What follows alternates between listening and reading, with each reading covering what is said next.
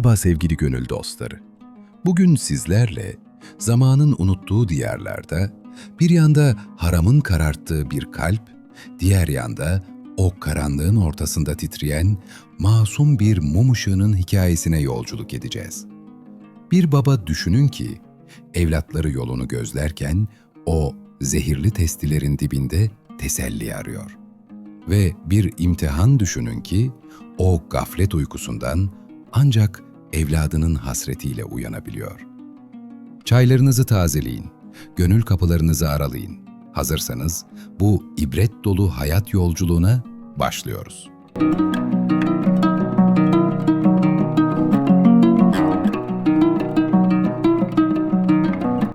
Gecenin zifiri karanlığı, dumanlı dağların ardına saklanmış o garip köye siyah bir yorgan gibi örtülmüştü. Rüzgar, asırlık çınarların dallarında ıslık çalıyor, kerpiç evlerin çürümüş tahta kapılarını bir hayalet gibi zorluyordu. Köy uykudaydı ama köyün en ucundaki, sıvası dökülmüş, çatısı çökmek üzere olan o virane hanede uyku yoktu. O evde sadece korku vardı.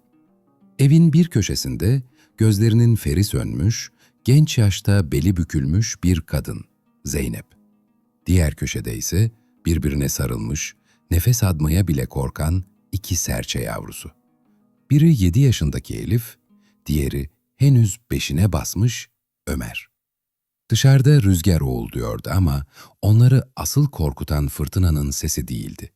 Onları titreten, avlu kapısının o çürük tahtasının gıcırtısı ve ardından duyacakları o ağır, o yalpalayan ayak sesleriydi. Evin babası Seyit, bir zamanlar köyün en yağız, bileği bükülmez pehlivanı iken, bir kereden bir şey olmaz diyerek uzandığı o illet, onu yavaş yavaş yutmuştu. Artık Seyit, çocuklarının babası değil, o zıkkımın kölesiydi. Alın teriyle kazandığını, çocuklarının rızkına değil, o zehire yatırır, haneye her gece aklı dumanlı, vicdanı susmuş bir halde dönerdi. Ve o gece tahta kapı gürültüyle açıldı. Seyit eşikte durdu. Çarığı çamur içindeydi. Kaftanı yırtılmıştı. Gözleri kan çanağına dönmüş, yüzündeki o merhamet nuru yerini kapkara bir gölgeye bırakmıştı. Elindeki toprak testiyi avlunun ortasına fırlattı. Testi parçalandı. Dağılan parçaların sesi Zeynep'in yüreğine batan kıymıklar gibi yankılandı sessiz odada. "Zeynep!" diye kükredi Seyit. Sesi bir babanın şefkatli sesi değil, yaralı bir kurdun uluması gibiydi. "Nerede aşım? Ne de sofra kurulu değil?" Zeynep titreyerek sedirden kalktı. "Bey," dedi. Sesi rüzgarda savrulan yaprak gibiydi. "Ambarda buğday kalmadı. Yağ bitti. Çocuklar bugün kuru yufkayla doydu. Sana ne hazırlayayım?" Seyit bu cevabı duyunca delirdi. Sanki suçlu olan, rızkı harama yatıran kendisi değilmiş gibi öfkeyle karısının üzerine yürüdü. "Beceriksizler!" diye bağırdı. "Bir sofrayı bile kuramıyorsunuz."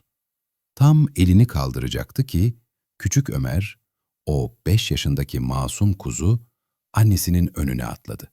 Babasının şalvarına sarıldı.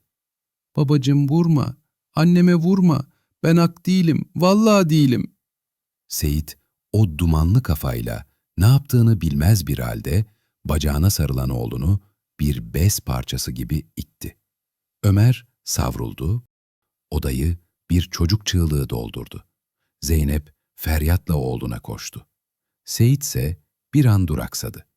Oğlunun alnından süzülen o incecik kanı gördü. Ama o illet vicdanını öyle bir mühürlemişti ki pişmanlık duymak yerine kapıyı çarpıp kendini durugih attı. O karanlık gecenin içine, o zifiri boşluğa, sabah olduğunda güneş coddu ama o haneye gün doğmadı. Zeynep, Ömer'in yarasını sarmış, onu uyutmuştu. Elif ise kapı eşiğinde oturmuş, babasının yolunu değil, belki kuşu bir parça ekmek getirir diye umudun yolunu gözlüyordu. Fakat Seyit gelmedi. Öyle oldu, gelmedi. İkindi oldu, gelmedi. Akşam üzeri köy meydanında bir gürültü koptu. Köyün ihtiyar heyetinden biri nefes nefese Zeynep'in kapısına dayandı. "Zeynep bacı, Zeynep bacı." Zeynep, yüreği ağzında çıktı kapıya. "Ne oldu emmi? Seyit'e mi bir şey oldu?" İhtiyar başını öne eğdi, asasına dayandı. "Yok bacım, Seyit Han da sızmış kalmış ama haberi duymadın mı? Dağ eşkıyaları inmiş aşağı vadiye. Uşak kaçırıyorlarmış altın için. Senin Ömer, Ömer nerede?" Zeynep bir çığlık atıp içeri koştu. Sedir boştu. Arka bahçe boştu. "Ömer! Ömer!" Ses yoktu. Bahçenin çitlerinde Ömer'in oynamayı sevdiği tahta at yerdeydi ve yanında yabancı, kocaman çarıklı ayak izleri. Zeynep olduğu yere yığıldı. "Yavrum!" feryadı dağları taşları inletti. Bu feryat ta köy hanına, o izbe köşede sızmış olan Seyit'in kulağına kadar gitti. Seyit gözlerini açtı. Başında bir zonklama, ağzında o acı tat, insanlar koşuşturuyordu. "Seyit'in oğlu, haramiler götürmüş." Fısıltıları beyninde yankılandı. Seyit bir yay gibi fırladı yerinden. "Ne? Ne diyorsunuz siz?" Köyün ketüdası yakasına yapıştı. "Oğlun gitti Seyit. Sen burada zıkkımlanırken haramiler oğlunu aldı götürdü." Seyit o an hayatının en büyük tokadını yedi. Ayakta duracak hali yoktu. Dizleri titriyordu. "Allah'ım," dedi içinden. İlk defa, yıllar sonra ilk defa ağzından Allah kelimesi çıktı. Koşmaya başladı. Ama nereye? İnsanlar kara ormana doğru gitmişler diyordu. Seyit o bitkin bedeniyle ciğerleri patlayana kadar koştu. Çalılar yüzünü çizdi. Keskin taşlar çarıklarını parçaladı. Her adımda o içtiği testiler ayaklarına pranga oluyordu sanki. Nefes alamıyordu. Gücü yetmiyordu. Sonunda ormanın derinliklerinde Kartal Kayası denilen uçurumun kenarına geldiğinde dizlerinin bağı çözüldü. Yere o soğuk çamurun içine kapaklandı. Karşısında o uçurumun kenarında atlı adamların karaltılarını gördü. Ömer'in ağlama sesini duydu. "Baba, baba kurtar beni." Seyit ayağa kalkmak istedi, kalkamadı. Yıllardır zehirlediği bedeni ona ihanet ediyordu. Çocuğu gözlerinin önünde gidiyordu ve o bir adım bile atamıyordu.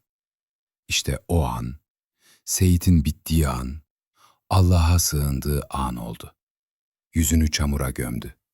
Gözyaşları toprağa karıştı. Yumruklarını yere vurdu ve haykırdı. "Ya Rabbi!" Sesi bir gök gürültüsü gibi yankılandı vadide. "Ya Rabbi, ben ettim, sen etme. Ben günahkarım, ben zalimim, ben babalıkı yapamadım. Ama o masum, onu bana bağışla. Canımı al, bu canı al ama evladımı kurtar. Yemin olsun Allah'ım, tövbe ediyorum. Bir daha o zehri ağzıma sürersem namerdim. Yeter ki evladımı bana geri ver." Seyit'in bu yakarışı arşı titretti. O sırada sanki görünmez bir el Seyit'in omzuna dokundu. İçine yıllardır hissetmediği bir güç, bir baba gücü doldu. O bitik adam gitti, yerine bir aslan geldi. Yerden koca bir taş kaptı. Bismillah diyerek fırladı. "Bırakın lan oğlumu!" Haramiler, üzerlerine gelen bu perişan ama gözleri ateş saçan adamı görünce şaşırdılar. Seyit, can havliyle, bir deli kuvvetiyle atıldı üzerlerine. Atın dizginlerine yapıştı. At şahlandı. Eşkıya dengesini kaybedip düştü. Seyit, Ömer'i atın terkisinden kaptığı gibi bağrına bastı. Haramiler kılıçlarını çektiler ama tam o anda köyün yiğitleri ellerinde meşalelerle tepede göründü. "Buradalar!" sesleri ormanı inletti. Haramiler kalabalığı görünce atlarını sürüp karanlıkta kayboldular. Seyit, kucağında titreyen oğluyla çamurların içinde diz çökmüş halde kaldı. Ömer, babasının boynuna sarılmış, hıçkırıyordu. "Baba, geldin." Seyit, oğlunun sapağacarını kokladı.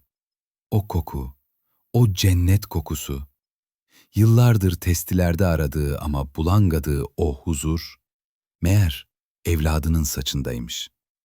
"Geldim oğlum, geldim kurban olduğum, affet beni." Seyit o gece oğlunu eve getirdi. Zeynep kapıda onları görünce dizlerinin bağı çözüldü.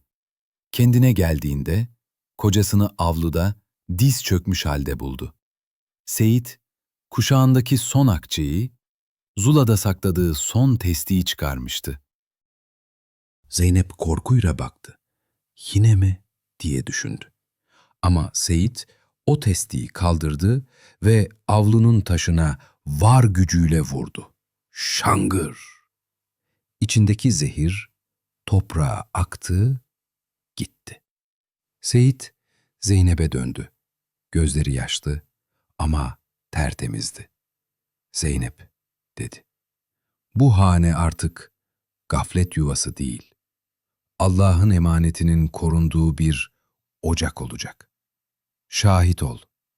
Yer gök şahit olsun ki bu dudaklar artık duadan ve helal lokmadan başka bir şeye değmeyecek." İşte böyle dostlar. Bazen bir musibet bin nasihatten evladır. Bazen Yaradan kulunu uçurumun kenarına kadar getirir. Düşsün diye değil, kime tutunacağını hatırlasın diye. Unutmayın, tövbe kapısı her zaman açıktır. Yeter ki o kapıyı çalacak bir yürek, o eşiğe sürülecek bir yüz olsun. Rabbim hepimizi hatasından dönen, evlatlarının kıymetini bilen ve emanetine sahip çıkan kullarından eylesin. Ocağınızdan huzur, sofranızdan bereket, kalbinizden merhamet eksik olmasın. Bir sonraki hikayede buluşana dek kalın sağlıcakla, en güzele Allah'a emanet olun.